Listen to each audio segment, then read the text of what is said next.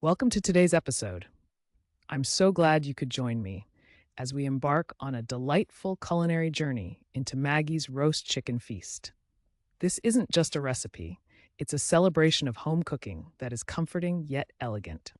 By the end of our time together, you'll be inspired to recreate a meal that's bound to impress your friends and family. That's right.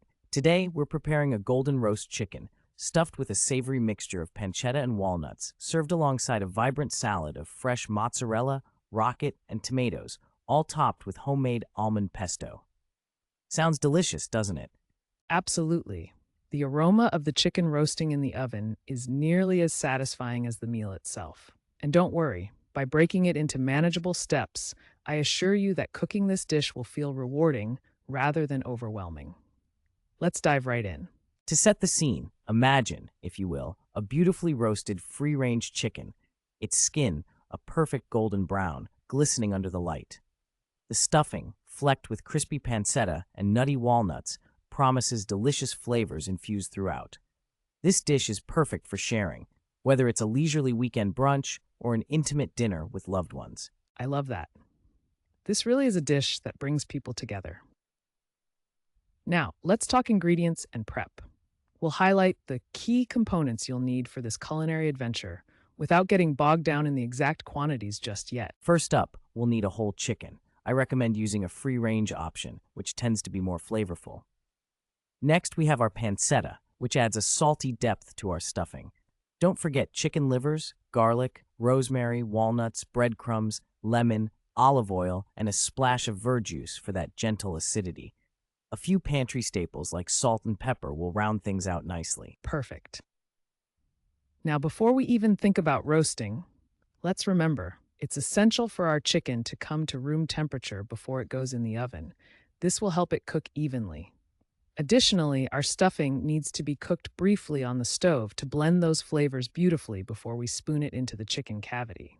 And while you're prepping, I encourage you to preheat your oven too. A solid gas mark 7 or 425 degrees Fahrenheit will do nicely to get the roasting started right once we're ready. Gather your roasting tin, a non-stick pan, and a chopping board, and chop those vegetables and herbs roughly, friends.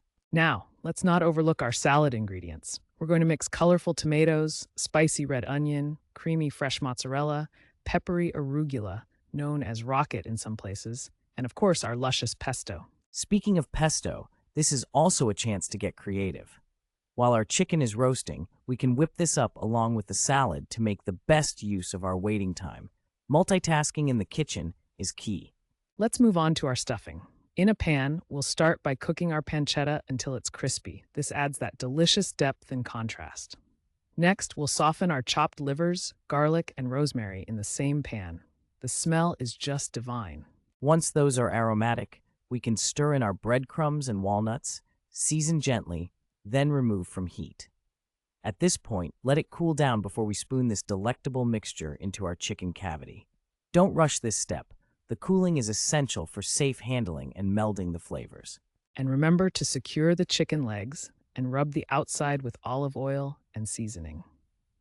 Place the chicken on a rack over a tray filled with parboiled, roughed-up potatoes to catch the drippings that will make them extra tasty. Now, as we get the oven temperature up high for that browning effect, drizzle some verjuice or another mild acid to keep everything moist. Don't forget, we'll eventually reduce the heat to ensure it cooks through and finishes beautifully. As we roast, you'll want to keep an eye and listen. When you touch the skin of the chicken, it should sound crisp. The juices should run clear when we insert a skewer into the thickest part of the bird, and your kitchen will smell reminiscent of a warm hug. Now, while that chicken is coming together beautifully, let's transition to our vibrant salad. We'll blitz our basil, almonds, parmesan, garlic, and part of the olive oil into a thick pesto. Once that's smooth, we can thin it with a touch more oil to make it spoon ready. And remember to taste and adjust that seasoning. It should sing on your palate. Then, we'll assemble our salad by laying down a bed of arugula, piling on those rough-cut tomatoes and sweet, fine slices of red onion, topped with delightful torn mozzarella.